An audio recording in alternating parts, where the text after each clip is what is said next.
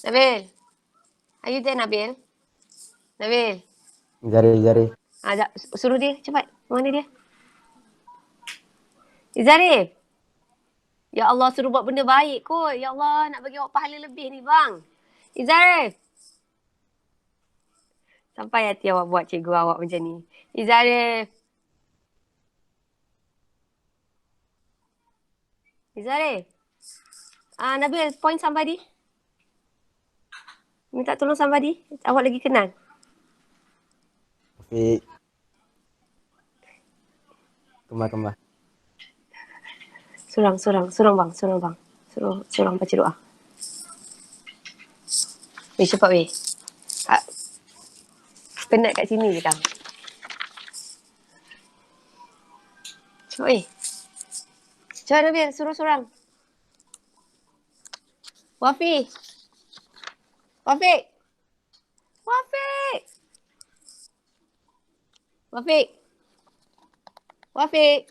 Cikgu. Baca doa. Penat weh. Bismillahirrahmanirrahim. Allahumma aftah alaina hikmatak wa anshur alaina min hazaini rahmatik ya arhamar rahimin. Rabbi shrah lana sudurana wa yassir lana umurana wa hlul 'uqdatam min lisanina yafqahu qawlana. Rabbana atina fid dunya hasanah wa fil akhirati hasanah wa qina azabannar.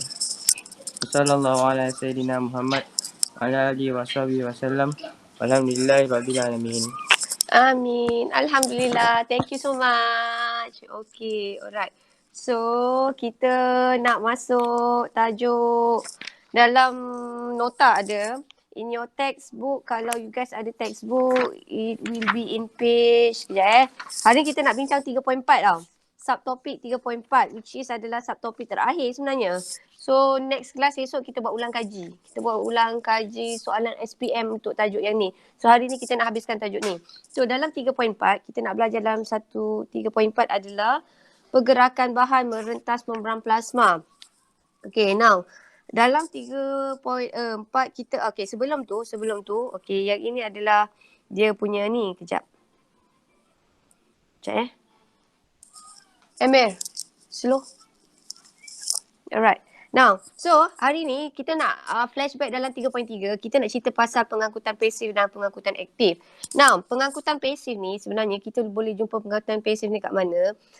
Satu adalah pertukaran gas antara alveolus dengan kapilari darah. Korang tahu tak alveolus ni letaknya kat mana? Alveolus letaknya kat mana? Paru. Yes, alhamdulillah kat paru. So dekat paru kita ada satu struktur paling kecil yang kita panggil dia sebagai alveolus. Alveolus ni macam kita nak bayangkan cantik, cik Wan dah lukis. Dia nak bayangkan macam buah anggur. So dekat alveolus tu ada banyak kapilari darah. Contohnya saya besarkan macam ni lah. Ni satu biji alveolus. Di tepi alveolus tu dia dekat dengan kapilari darah. So basically kita nak cakap apakah gas yang kita akan diperlukan oleh sel? Apakah gas yang akan disingkirkan oleh sel? Apakah gas yang diperlukan oleh sel? Kita sedut apa? Kita sedut oksigen. So basically kita sedut oksigen and then kita akan bebaskan gas karbon dioksida. So gas karbon dioksida ni dibebaskan. So saya ambil sikit. Kenapa oksigen ni mudah nak masuk? Kalau kita cerita daripada pengangkutan aktif. Sebab bila kita ambil oksigen, kita nak bayangkan macam ni tau.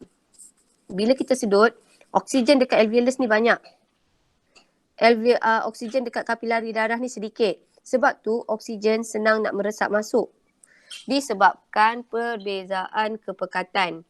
Dalam alveolus ni oksigen banyak, dekat kapilari darah oksigen sikit. So, apakah nama proses ni? Ini adalah kita cakap pengangkutan pasif. Pengangkutan pasif ada 3 jenis tau. Satu adalah resapan ringkas. Okey, resapan RI resapan ringkas. Satu adalah osmosis ringkas. Satu lagi adalah osmosis. Satu lagi adalah resapan berbantu. Let's say, yang saya lukis ni kan, oksigen meresap masuk, karbon dioksida meresap keluar. Ini yang mana satu? Resapan ringkas ke, osmosis ke atau resapan berbantu? Which one? Resapan ringkas. Yes, very good. Ia adalah resapan ringkas sebab gas oksigen, gas karbon dioksida ni, ini adalah, senang kata, ini adalah molekul kecil Molekul kecil tak bercas. Okay. Now, so dia berlakunya resapan ringkas. Kalaulah dia katakan molekul air je, penyerapan semula, awak nampak molekul air saja. Molekul air ni yang mana satu? Masuk osmosis ke, resapan ringkas ke ataupun resapan berbantu? Which one?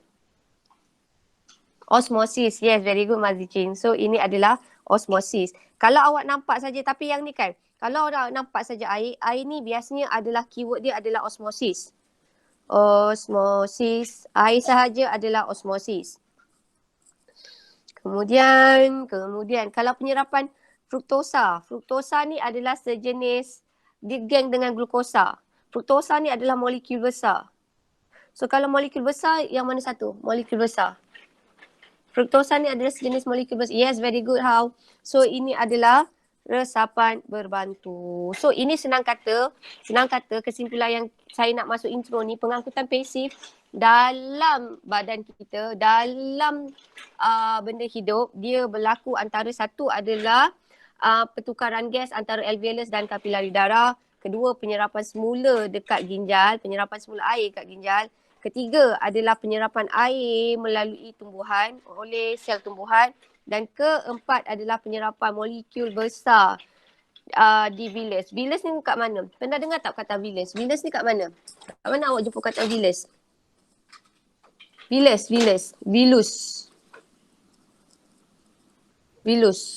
Usus kecil. Yes, vilus adalah usus kecil. Marilah kita teruskan. Now, pengangkutan aktif. Apakah rules dalam pengangkutan aktif? Apakah hari tu awak belajar apakah rules dalam pengangkutan aktif? Memerlukan tenaga. Yes, memerlukan tenaga. Dia perlukan tenaga lagi. Dia bergerak daripada apa? Dia mengikut cerun kepekatan atau melawan cerun kepekatan? Lawan. Yes, very good. Dia lawan cerun kepekatan. Apakah yang awak faham based on lawan cerun kepekatan? What do you understand by melawan cerun kepekatan? Dari rendah ke tinggi. Yes, daripada kepekatan rendah ke kawasan kepekatan tinggi. So contohnya anything, tengok ni dah confuse sikit.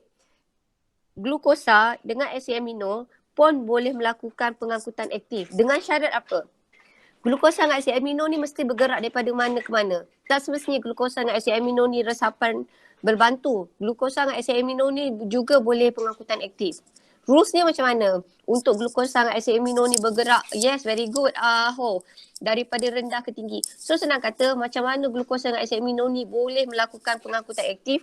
Pergerakan glukosa dengan asid amino ni wajib daripada kepekatan rendah ke kawasan kepekatan tinggi. Maksudnya daripada glukosa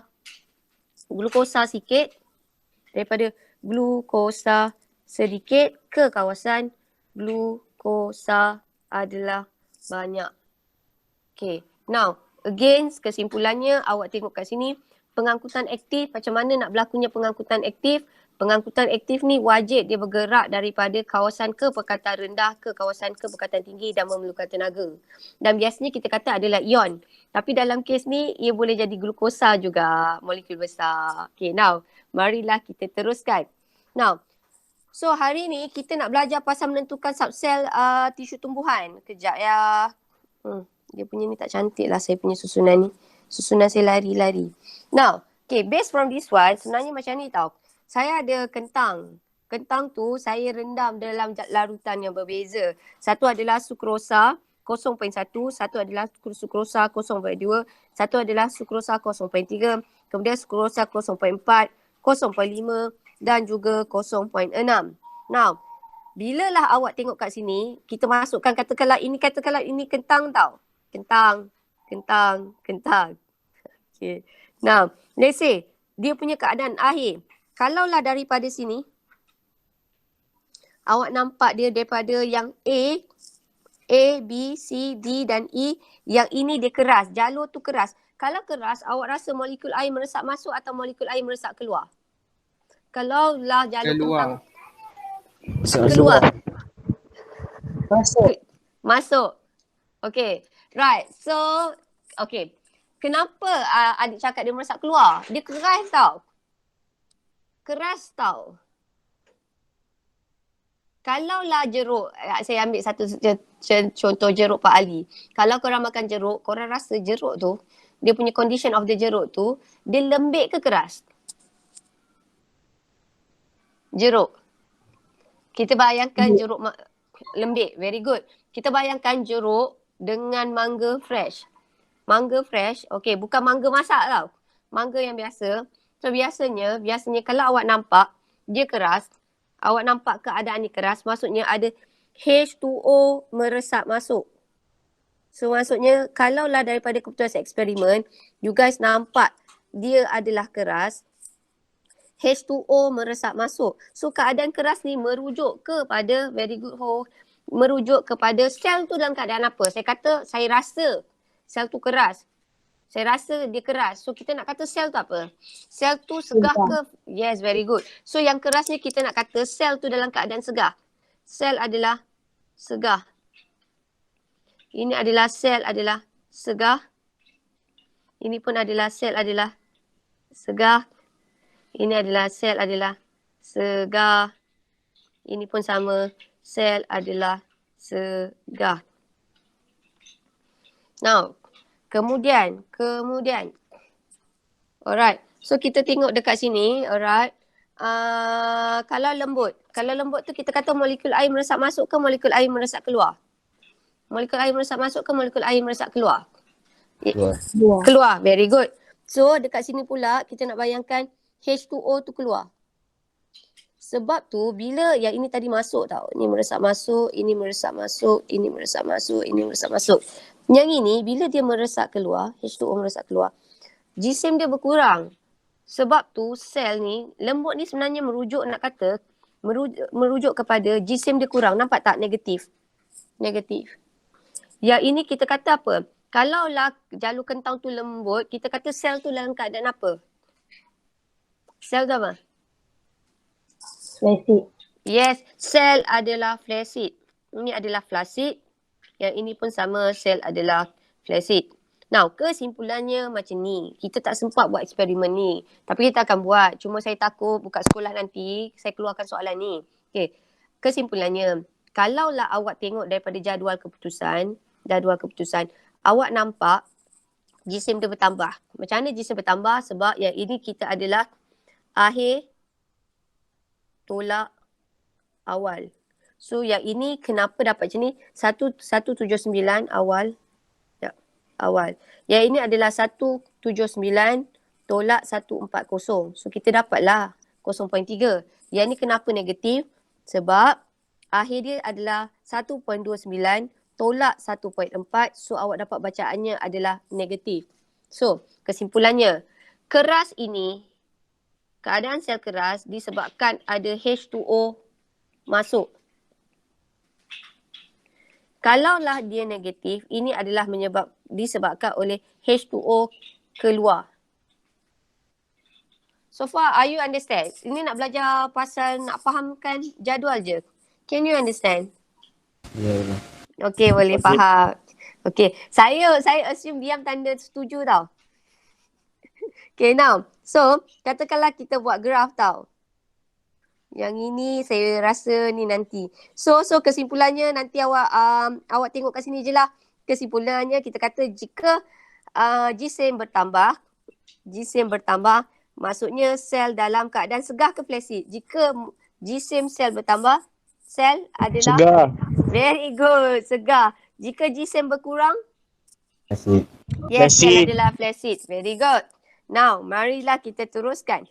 Now, kesan dan aplikasi osmosis dalam kehidupan seharian. Okay, now kita kata kat sini kelayuan pokok adalah disebabkan oleh baja. Okay, now this one saya ambil satu ni. Katakanlah awak tanam pokok. Satu ni adalah layu. Layu ni adalah disebabkan dekat luar adalah hyper ke hypo. Kenapa pokok ni layu? Disebabkan keadaan kat luar ni hyper ke hypo? Hyper. Yes, kita kata dekat luar adalah hypertonik. Apakah yang dimasukkan dengan hypertonik? Keadaan luar tu kita nak kata tanah tu dia punya H2O adalah kurang. Now, H2O adalah kurang. Keadaan hypertonik ni boleh disebabkan dua faktor. Satu, tanah tu kering, tak ada air. Satu lagi apabila zat terlarut adalah terlalu banyak. Contohnya adalah baja. Sebab tu orang kalau lama awak ke, nenek awak ke pernah cakap, jangan letak baja banyak-banyak. Nanti kalau letak baja banyak-banyak, nanti panas. Pokok tu mati. Okay, which is true tapi alasan tu tak betul. Now, kenapalah kita cakap dia pokok tu boleh mati adalah disebabkan dekat tanah ni, dekat dalam pasu ni tanah ni, H2O-nya sikit. Baja terlampau banyak. Bila baja terlampau banyak, kita kata keadaan ini adalah hypertonik. Bila hypertonik menyebabkan ada molekul air daripada tumbuhan itu yang meresap keluar. So therefore tumbuhan tu kita nampak adalah tumbuhan tu awak nampak dia sebagai layu. Kalau sel dia kita panggil apa? Kalau tumbuhan tu layu, sel kita kata dalam keadaan apa sel? Basic. Yes, sel adalah flasid. Okey. Now, kalau yang ini kita siram air. Kita siram air H2O. So, kita kata sel ni dalam keadaan apa sel ni? Segar. Yes, Segar. sel dalam keadaan segar. Tumbuhan? Tumbuhan kita panggil apa? Kalau sel tu segar, tumbuhan? Segar. Yes, tumbuhan adalah segar. R. Okay. Now, so dalam satu topik ni kita nak cerita pasal aplikasi osmosis dalam kehidupan seharian. Pertama, kita kata jika kesan baja berlebihan, dia akan menyebabkan pokok menjadi layu. Dan ataupun masa kering atau kemarau, pokok kehilangan air, kekurangan air. So menyebabkan sel menjadi flasid. Ni kita dah terang tadi, ni dah terang tadi. Now, sekarang saya nak ambil yang pengawitan makanan. Now, pengawitan makanan tu adalah menggunakan konsep osmosis dan juga resapan. Contoh pengawitan yang paling glamour adalah korang buat jeruk. Ni typo. Contohnya adalah buat jeruk yang jeruk, saya tahu jeruk mangga yang orang selalu jual dekat traffic light tu masa kita berhenti. So yang itu kita kata nak buat jeruk tu, itu adalah daripada menggunakan larutan hypertonik. So biasanya, korang dah pernah buat sekolah rendah kot? Korang pernah buat jeruk tak sekolah rendah? Pernah kan? So awak ada mangga. Mangga tu satu awak jerukkan, satu mangga fresh. Mana satu mangga yang tahan lama? Mana satu mangga yang tahan lama? Yang awak buat jeruk ke yang fresh? Jeruk. Jeruk. Okay, so kenapa makanan tu tahan lama? Makanan tu tahan lama disebabkan apa? Tak ada air. Yes, dalam sel tu kita kata dia adalah tak ada air. So senang kata pengawitan makanan, biasanya kita menggunakan typonya banyak. Konsep osmosis dan juga resapan. So apa-apa dalam pengawitan makanan, contohnya tahu saya ambil satu jeruk. Bayangkan yang saya lukis cantik ni, ini adalah jeruk. Ni jeruk. Lepas tu ini adalah larutan gula. So, daripada sel ni awak nampak molekul air tu meresap masuk ke meresap keluar? Ini adalah mangga. So, air meresap masuk ke dalam sel mangga ataupun yes, very good. Dia adalah meresap keluar. Weh, korang kena mandi blues betul ni saya rasa. Semua macam lemau betul korang. Ya Allah. Now H2O meresap keluar. So, bila H2O meresap keluar, keluar, itu yang kita kata sel menjadi kontang. Kontang tu adalah kekurangan air. So bila sel menjadi kontang, bakteria tak boleh hidup. Sebab tu makanan yang korang letak dalam jeruk, makanan tu tahan lama. Kenapa? Reason number one, sel tu kontang. What is the meaning by kontang? Molekul air kurang. H2O tu tak ada. Bila H2O tak ada, bakteria atau kulat tak dapat hidup dekat sel tu. Oleh itu, makanan itu akan jadi tahan lama. So, kesimpulan, bahan pengawet, contohnya larutan garam, gula dan juga larutan garam dan gula. Ini larutan apa kalau kita consider? Kita letak banyak-banyak garam dan gula. Kita consider ni larutan apa? Hypertonic. Hypertonic. Yes, Hyper. ini hyper. Ini adalah larutan hypertonic. Okay, so kalau kita pakai cuka kita tak pakai molekul air tau. Cuka ni special. Cuka ni sebenarnya kita pergi manipulate pH. So cuka, you guys, pasal cuka korang tak boleh cakap molekul air. Dalam cuka dia tak ada molekul air. Dalam cuka kita cerita pasal resapan. Cuka tu akan meresap masuk. Menyebabkan tisu tu menjadi pH-nya adalah rendah. pH rendah ni apa? Asid ke alkali? pH rendah. Ya, kalau korang salah, nangis saya. So ini adalah asid. So basically mikroorganisma dia tak boleh tumbuh dekat kawasan yang berasid. Alright, so we have done this one. This one. Dalam buku teks awak muka surat 66. In your textbook is in page 66. So yang paling famous you guys dah tahu adalah minuman. Okay, antara satu. Minuman isotonik, ORS, larutan selin dan juga liposom. Mana satu yang korang pernah dengar? Saya tulis sini 1, 2, 3, 4. Antara 1, 2, 3, 4. Mana satukah yang korang dah biasa dengar? Pertama. Yes, pertama lagi. Pertama. Satu je kot. Yalah. Satu je? Hmm. Korang pernah kena celik beret tak? Pernah. Pernah. Bukan korang dapat ni ke? Yang ORS ni ke? Pernah dapat tak? Ni. Jauh pun. Ni, dia ada satu sachet tu, ORS. Tak pernah ke? Dia kalau ni awak ada dapat satu plastik tu. Dan satu paket sachet kecil. Tak pernah Okay, so ada satu ni, ini biasa cerik beret. Kalau orang cerik beret sampaikan dia pergi toilet tu dah keluar air je. So badan kita kurang air. So basically doktor akan bagi ORS. Okay, now kita tahu cerita satu-satu.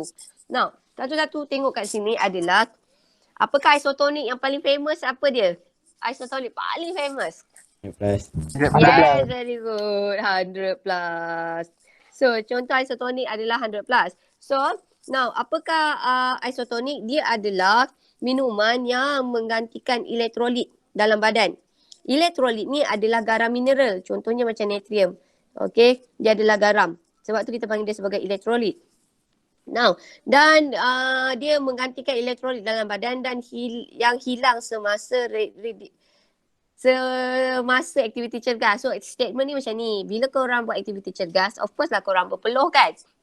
Bila you guys berpeluh, ada garam yang hilang. So therefore, awak minum air 100 plus tu, dalam 100 plus ni ada garam sebenarnya. So awak minum 100 plus, awak nak ganti garam yang hilang itu. Okay. Now, kemudian minuman ni apa lagi bagus ni dekat 100 plus, selain dia ada garam, 100 plus ni rasa apa? Selain rasa? Manis. Ya, rasa manis. So bila rasa manis, dalam tu ada gula. So dalam air isotonik ada garam dan ada gula. So apa fungsi gula dalam larutan isotonik ni pula?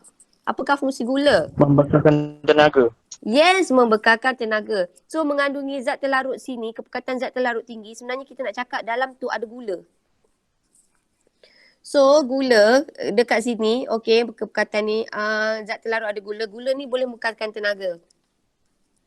Tetapi kalau dekat sini, kenapa awak minum air 100 plus adalah untuk mengekalkan tekanan osmosis bendalir dalam badan. So senang kata macam ni, badan kita ni bukannya kuantitinya ada air saja. Dalam badan, okay, kita mesti ada H2O dan juga garam. Tetapi kalau awak minum air terlampau banyak, air dalam badan kita kurang. So bila air dalam badan kita kurang, kita nak kata tekanan osmotik kita terlampau tinggi. Kita tak nak tekanan osmotik tinggi. So, saya ulang tau. Ada satu kata namanya tekanan osmotik. Okay, tekanan osmotik atau tekanan osmosis tinggi. Okay, tekanan osmosis tinggi ni paling senang korang tahu tekanan osmosis korang tinggi adalah bila korang haus. Bila haus adalah nak merujuk dalam badan awak, tekanan osmosis adalah tinggi. Sebab tu kalau orang main bola atau orang main futsal yang aktiviti cergas, sebenarnya korang buat aktiviti macam tu, korang bersukan begitu, contohnya panas. So sebenarnya korang dah hilang banyak air dan sebenarnya korang haus. Tapi kadang-kadang sebab game tu seronok sangat, korang buat tak tahu je. So bila korang buat tak tahu, tekanan osmotik dah jadi terlampau tinggi. Bila terlampau tinggi, awak dah haus. Lepas tu awak dah haus tu awak main continue je, main je lagi. So at the end apa jadi? Cikgu ulang tau. Korang main sukan. Contoh paling senang futsal lah. Korang main sukan. Korang tengah main tu sebab korang nak menang. So korang dah rasa haus. So dah rasa haus, tekanan osmotik tu saya kata tinggi. Tapi korang tak nak minum air. Korang continue main lagi. So apa jadi kat badan awak? Penat. Ha? Apa? Penat. Macam mana korang Cramp. dah tahu? Yes, paling senang adalah cramp. Cramp tu kejang. Okay, cramp. Ataupun kejang. So sebab tu kalaulah awak dalam apa-apa main games ke apa, biasanya cikgu awak akan bagi air 100 plus. Sebabnya kita nak gantikan garam yang kurang. Kalaulah garam tu tak diganti, awak boleh kena cramp ataupun kejang. Okey, katakanlah kita nak bayangkan siapa, Wafi ke Wazir. Siapa yang pernah cramp kat sini? Siapa pernah cramp? Saya main bantai je ni. Wafi ke Wazir? Siapa pernah cramp? Nabil lah. Katakanlah Nabil. Nabil, okey. Nabil dia main futsal. Nabil dah main futsal macam saya cakap. Tekanan osmotik dia dah tinggi. Osmosis dia dah tinggi. Nabil haus tapi Nabil gasak juga main. Bila Nabil ni dah gasak juga main, nanti dia ni kena kejang. Bila kena kejang yang sangat teruk, korang kena pergi hospital. Pergi hospital. Maksudnya katakanlah awak pergi klinik dekat Batam Juntai tu. Klinik Bestari Jaya. So bila korang pergi klinik tu korang kena drip. So apakah yang dia drip dalam badan Nabil? Yang dia drip adalah larutan selin. Larutan selin ni sebenarnya selin ni bahasa Inggeris, bahasa Melayu larutan selin ni adalah garam. Tapi garam yang dimasukkan tu adalah sedikit. Garam tu make sure adalah garam yang kat sini adalah isotonik. Dia adalah larutan isotonik sama dengan plasma darah. Again, kenapalah katakanlah Nabil kan tadi dia cramp, bawa ke klinik, doktor bagi dia larutan selin. Kenapa doktor tak bagi dia air kosong? Kenapa yang dia drip masukkan dalam tu bukan air kosong? Bukan yang dia drip dekat situ bukannya air suling. Why? Apa jadi katakanlah kalau nurse ke doktor dia tukar air selin ni dengan air suling? Apa jadi? Sel darah merah berubah bentuk. Yes, sel darah merah berubah bentuk. Dia akan jadi kembung. Dia akan jadi pecah. Sel darah apa tu? Mengembang. Dan akhirnya dia boleh jadi apa? Kalau sel darah merah tu pecah, apa kita panggil? Sel darah merah kita pecah, apa kita panggil? Hemolisis. Yes, very good. Hemolysis. So senang kata, yang kita drip tu ataupun ini larutan selin ni biasanya guna kat baby tau. Kalau baby hidung dia tersumbat, dia ada satu botol kecil. Kita panggil dia larutan selin. Larutan selin tu dia boleh letak dekat hidung tau. Dia ubat mata, ubat titis mata dan juga mencairkan ubat dan membersihkan luka. Now, yang ini adalah larutan ni sebenarnya adalah larutan isotonik. So isotonik kepada apa? Isotonik dengan kepekatan darah. So kesimpulannya larutan selin ni adalah isotonik, adalah larutan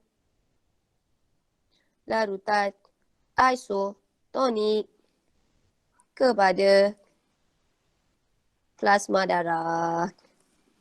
Now, satu lagi, larutan selin ni, dia bukan saja larutan isotonik. Larutan selin ni sebenarnya dia boleh bunuh bakteria sikit tau.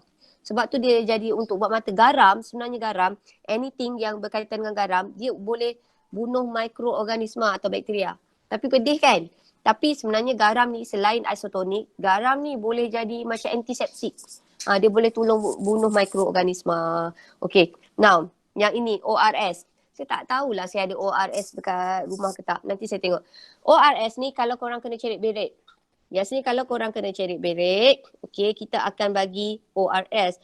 ORS ni adalah untuk menggantikan garam yang hilang. Senang kata sama juga. Bila korang cerit berik, okay, badan, cerit berik saya tulis sini cerit berik. Yang sangat teruk menyebabkan badan kurang air. Badan H2O, badan ni kurang. Bila H2O badan dalam ni kurang, kita nak kata tekanan osmotik tu, tekanan osmosis tu tinggi ke rendah? Kalau H2O kurang, yes, very good. Tekanan osmosis adalah tinggi. Okay, so bilalah kita minum ni, air ni, kita nak mempercepatkan resapan air dalam aliran darah. So minuman ORS ni boleh mempercepatkan, boleh mempercepatkan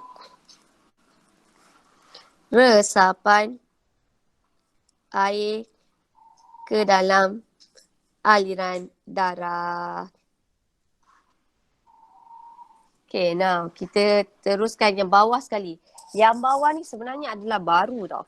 Ini adalah sangat baru. Okay, liposom. Now, liposom ni apa? Liposom ni sebenarnya adalah sfera mikroskopik. Sfera mikroskopik yang terdiri macam dui fosfolipid. Dia ada kepala hidrofilik, eko hidrofobik. So, ini adalah kita nak cakap dekat sini tapi dia bulat. Right? So, dia adalah dui fosfolipid dengan ruang berisi aqueous di tengah. Kemudian, dia digunakan dekat mana? Ia digunakan dalam ubat-ubatan dan juga vaksin ke organ sasaran. Senang kata, ini macam transport. Kita nak bawa ubat, kita nak bawa nutrien, kita pakai liposom.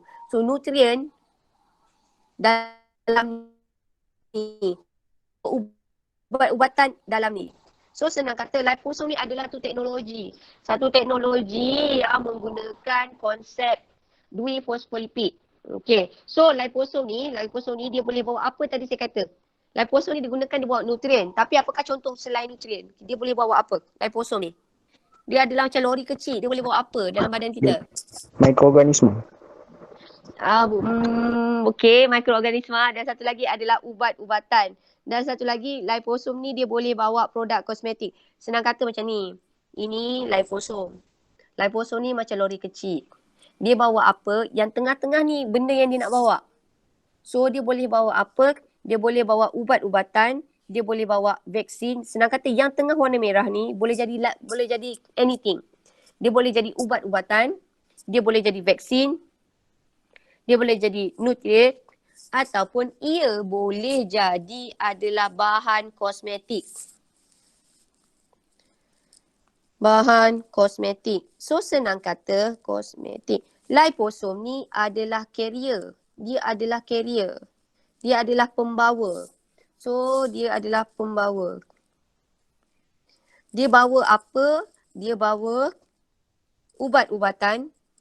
Dia boleh bawa apa? Dia bawa ubat-ubatan, vaksin, nutrien ataupun bahan kosmetik. Can you understand? Boleh faham? Boleh faham ke tak? Oh yes, boleh bawa ubat. Ya, yeah, good. Okay, tak apa. Korang tak nak jawab kan? Tak apa. Boleh. Now, right. So, boleh. Okay, now. Nabil, pilih seorang Nabil yang boleh rasanya yang hebat yang boleh jawab soalan nombor 1 ni, Nabil. Cuka dan gula. Nabil, pilih seorang Nabil. Awak takut ke Nabil nanti kena marah? Nabil. Nabil. Takutlah tu. Ya. Okay, saya pilih boys ah. Boys. Nabil takutlah. Jap. Wafi dah baca doa tadi. Tak nak. Siapa yang saya nak? Izarif. Izarif. Tadi awak tak baca doa kan? Izarif. Alhamdulillah. Kan? Tak nak baca doa. Marilah jawab soalan nombor 1. Tu. Okay, so kita nak cakap macam mana? Kalau larutan gula, kita jawab satu-satu. Okay, cuka dulu. Okay, nombor 1 jawapan. Cuka tu apa? Cuka tu dia punya pH tu apa? Cuka. Resid. Yes, cuka adalah larutan asid. Okay, saya tulis ni Cuka adalah sejenis asid. Okay, so apakah jadi kalaulah kita awetkan cili ada cuka dalam tu? Dia akan menyebabkan apa? Cili akan jadi apa? Cili jadi berkembang. Ya, cili jadi berkembang. Okay. Awak pernah makan cili dalam kan ada cili dengan cuka tak? Awak rasa cili tu apa?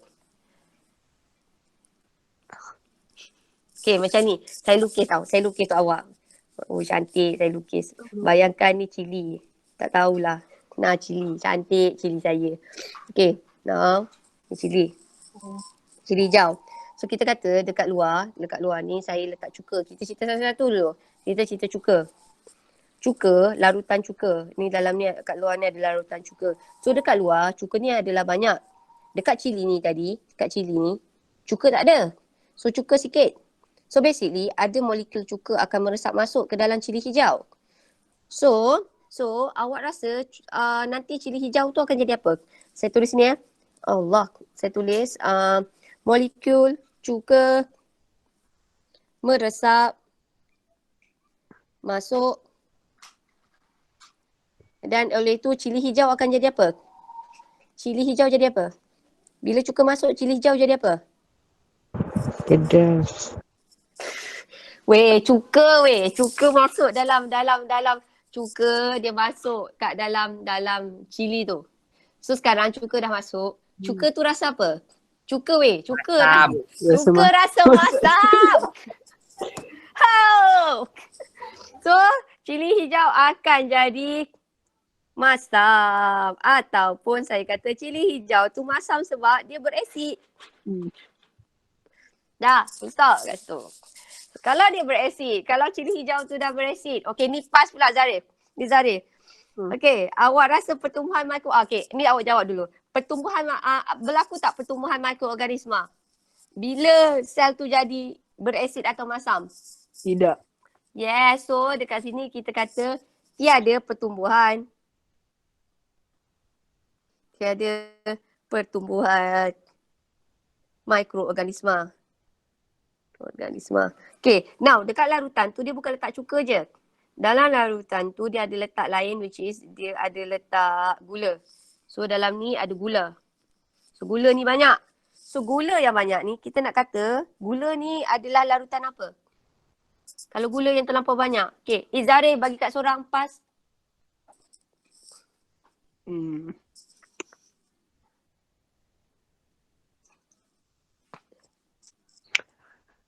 Faiz. Okay. Alright, so Faiz. For Faiz, so bila kita kata gula ni jadi banyak, kita kata dia jadi larutan apa?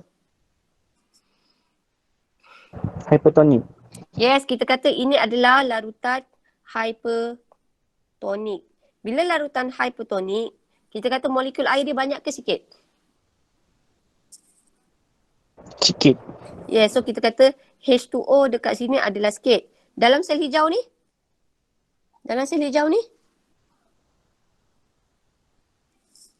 Compare dengan larutan gula dalam sel hijau tu H2O.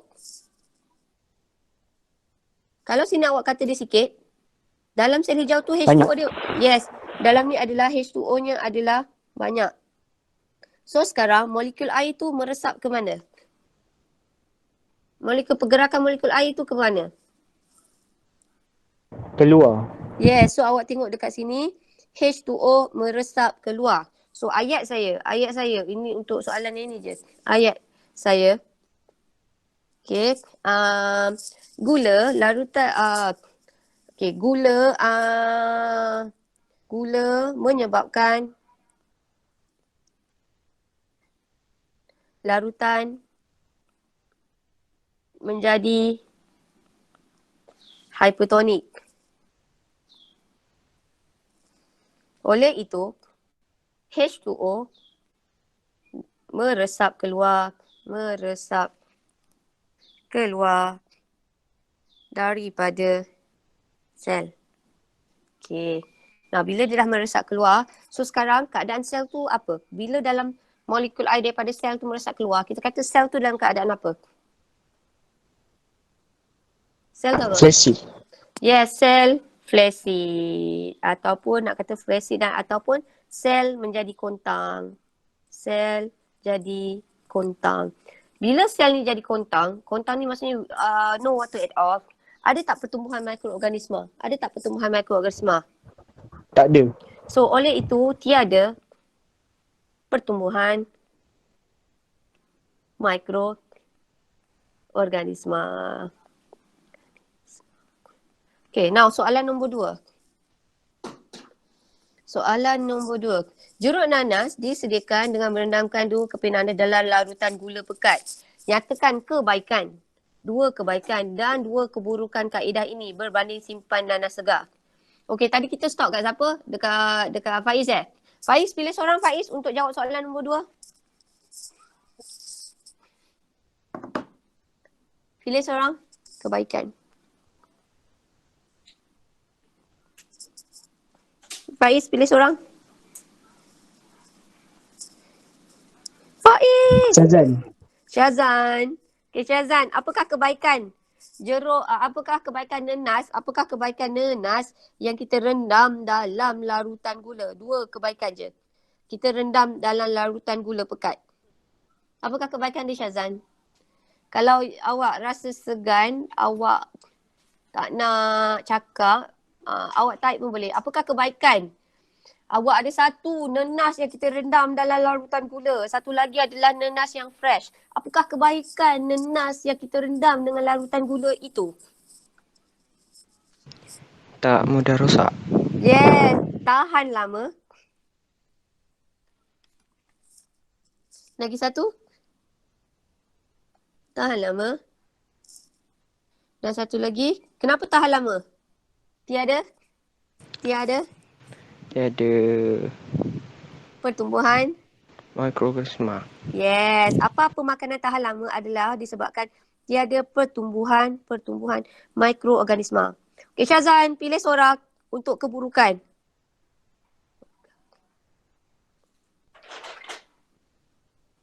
Syazan. Pilih seorang. Syazan, pilih seorang. Akilah cikgu. Akilah. So, Akilah. Apakah keburukan gula ni? Apakah keburukan gula ni? Apakah keburukan ni? Mana satu lebih best? Awak makan nanas yang fresh ke nanas yang kita rendam dalam larutan gula? Apakah keburukan nanas yang direndam dalam larutan gula compare dengan nanas yang fresh?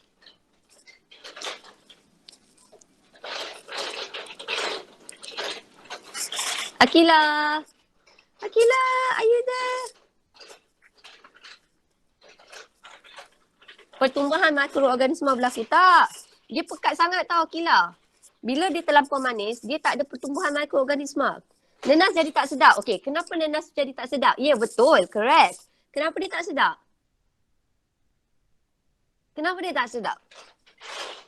Nenas fresh, dia ada banyak apa? Sebab rasa dia dah berubah.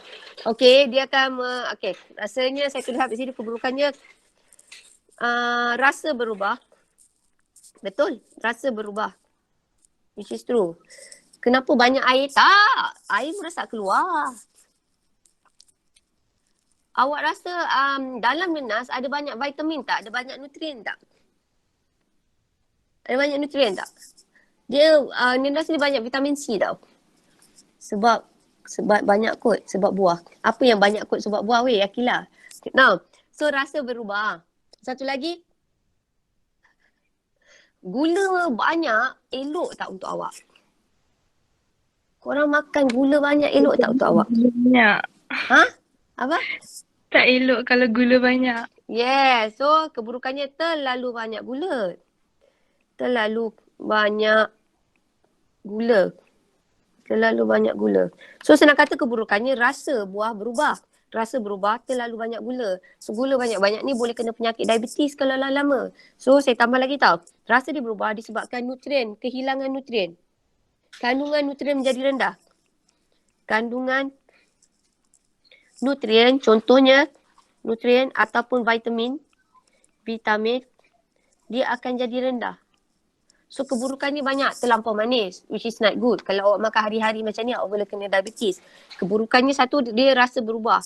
Kenapa rasa tu berubah? Sebab kandungan vitamin dia jadi kurang. Okey, nak Akilah.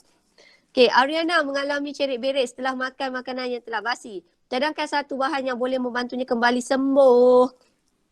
Akilah, pilih untuk jawab soalan nombor 3.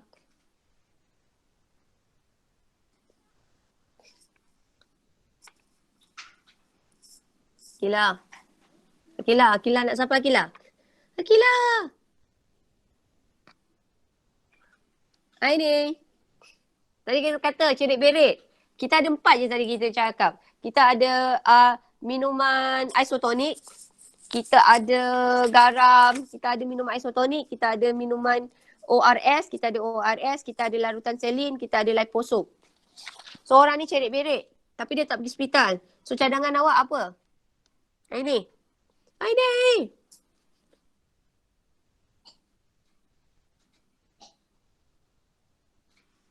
Aini. Aini mana satu? Saya bagi awak 3 pilihan Aini. Minuman isotonik, ORS ataupun larutan selin. Mana satu Aini? Aini, are you there? Aini, awak masak ke? Aini. Aini, masak ke? ORS, yeah. Okay, now. So, kita pakai ORS. Kenapa Aini pilih ORS? Betul. Betul ORS. Kenapa awak ambil ORS? Kenapa ORS? Betul ORS, tapi kenapa? Kenapa awak memilih ORS? Awak kena memberikan dia punya justifikasi. Kenapa you guys pilih ORS?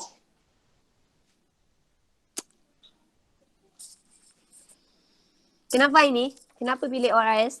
Apakah alasannya? ORS ni ada apa? Izarif nak jawabkan ke? ORS ni ada apa? Dalam ORS ada apa? Kerana Air. yes, kerana ya ke air? Kerana dalam betul lah minuman ORS ada air kan? Kerana dalam ORS ada garam, gula dan air. So bila kita ambil ni, kita nak buat apa? Sebenarnya nak bagi apa? Tekanan osmotik kita buat apa? Kita nak buat apa sebenarnya? Mempercepatkan apa? Mempercepatkan rehidrasi. Rehidrasi ni maksudnya awak jadi fresh balik. Rehidrasi. Okay, tapi kan sebenarnya kalau korang cerit berik, kalau korang tak ada ORS, korang minum air 100 plus pun boleh. Katakanlah korang cerit berik yang teruk sampai flat kan.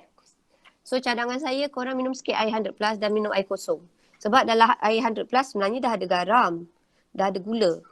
Cuma tak boleh minum banyak-banyak lah sebabnya gula dia banyak sangat. So kalau korang kena cerit berik, the best way actually korang flat sebenarnya air 100 plus. Sama juga orang macam kena denggi, demam denggi. Demam denggi kadang-kadang dia demam teruk, dia flat kan. Biasanya orang flat ke demam tak elok, dia orang minum air 100 plus. So kesimpulannya, kalau korang demam teruk yang sampai macam flat, cadangan saya, kalau korang tak ada ORS, korang minum air 100 plus. Beli air 100 plus dan minum air kosong banyak-banyak. Okay, so ini adalah satu tips tau. So apa-apa kalau orang demam denggi, biasanya dia akan ambil air 100 plus tau. Sebab bila orang demam denggi, dia jadi flat. Bila flat, garam dengan air dalam badan dia kurang. Kadang-kadang bila dia flat pun gula tak ada, dia tak ada tenaga. So the best way actually dia ambil air 100 plus. Yang ni mana saya tahu sebab nurse bagi tahu. Okay, now. Aini, last kali Aini, question number 4. Oh, ni soalan yang paling hebat ni. Okay, liposom adalah vesikel yang mengandungi larutan aqueous yang dikelilingi oleh membran fosfolipid. Terangkan kegunaan liposom. Liposom ni digunakan untuk buat apa? Aini pilih yang paling hebat sekali hari ni untuk jawab soalan ni.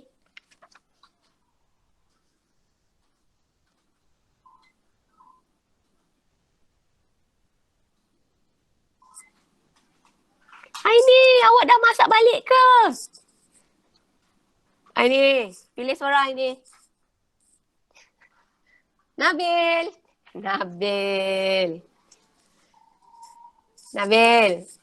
Nabil, tak kalau awak pergi masak pula Nabil. Nabil, apakah fungsi liposom?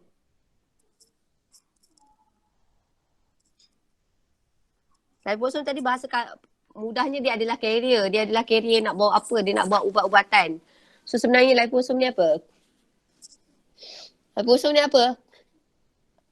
Senang kata. Pembawa ubat. Yes, senang kata liposom adalah, saya tulis sini liposom digunakan bawa apa tadi? Ubat-ubatan. Lagi apa Nabil, dia boleh buat apa selain ubat-ubatan? Nabil boleh buat Vitamin. apa? Yes, very good. Dia boleh bawa vitamin. And then vaksin, nutrien. So saya ambil sini vaksin dan nutrien. Vaksin dan juga nutrien. Contoh nutrien adalah vitamin. Okay, so dia boleh bawa ke sini ke tisu sasaran badan. Okay, ke tisu sasaran badan. Yeay, dah nak habis. Okay, now, so kesimpulannya dalam tajuk yang ini. Okay, saya cerita slow-slow Tajuk ni adalah kita cerita mengenai, saya tak ada dia punya. Okay, now, kesimpulannya dalam tajuk ni kita adalah pergerakan bahan merentasi membran plasma. Pergerakan bahan merentasi membran plasma, kita dah belajar pertama adalah struktur membran plasma. So, struktur membran plasma ni kita kenali dia adalah sebagai model mozaik bendalik. Ia terdiri daripada 2 fosfolipid dan dia ada banyak protein. Apakah protein yang awak tahu dekat struktur membran plasma? Apakah yang awak tahu? Macam pembawa. Yes. Glikoprotein. Yes, kita ada protein pembawa, kita ada glikoprotein. Protein pembawa, glikoprotein. Why? Okay, protein pembawa. Dan okay, dia ada protein pembawa. Saya tak tahu kenapa ni tak boleh pakai ni. Okay, protein pembawa dan juga glycoprotein. Katakanlah kalau pergerakan bahan merentas membran plasma, ada berapa jenis pergerakan bahan merentas membran plasma yang awak tahu? Berapa yang kita dah belajar hari tu? Kita ada berapa jenis pengangkutan?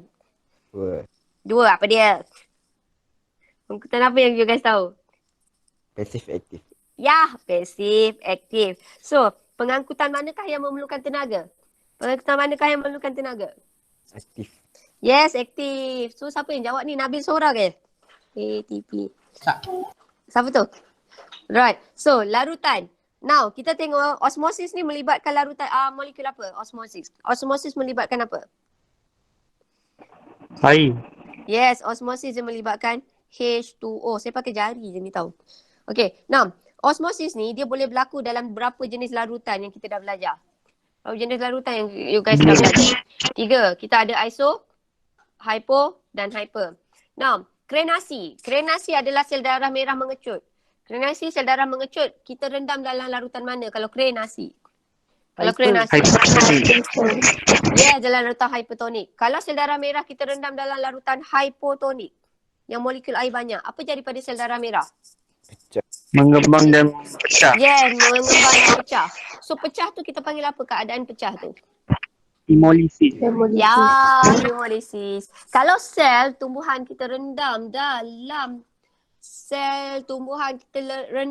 larutan hypertonik, what will happen? Saya menjadi Layu. Okay, sel. Tumbuhan layu. Sel? Pasif. Yes, very good. Flaccid. So, larutan hypertonik, kita dah cerita. Larutan hypertonik, apakah contoh larutan hypertonik yang kita dah belajar ni tadi? Larutan hypertonik yang kita dah belajar. Apakah contoh larutan hypertonik yang korang tahu? larutan garam. Yes, larutan garam dan juga gula. Garam dan juga gula. Larutan garam dan juga gula ni kita boleh gunakan dalam aplikasi. Aplikasi konsep yang ini, aplikasi kehidupan seharian. So aplikasi dia, garam dan gula ni kita boleh guna dalam apa? Pengawetan. Ya, pengawetan. Tak tahulah kenapa pen saya ni. Pengawetan. Okay, last sekali. Ada satu yang ini aplikasi membran plasma. Yang boleh bawa ubat, yang boleh bawa vaksin, yang boleh bawa nutrien. Apakah nama aplikasi konsep membran plasma? Liposom. Yes, kita pakai liposom. Ya, so itu sahaja. Kita dah habis bab 3. Minggu depan kita nak masuk bab baru. Besok kita buat ulang kaji and then kita buat quiz macam biasa. So do you have any question for this one? Korang ada masalah? Guys, korang ada tak? Korang nak ni? Ada soalan? Kalau korang tak ada soalan, saya yang tanya korang. So which one do you prefer? Awak nak saya tanya ke? Nak macam mana? Dah, any question for this one? Sekejap Tak ada, Nabil. Sekejap Right. So, sekejap saya ambil gambar untuk kelas tambahan hari ini. Alhamdulillah. So kita dah habis. Okay, Nabil tak ada soalan. Kalau Nabil tak ada soalan, saya consider semua orang boleh faham. Okay. So, no question? Tak ada? Tak ada?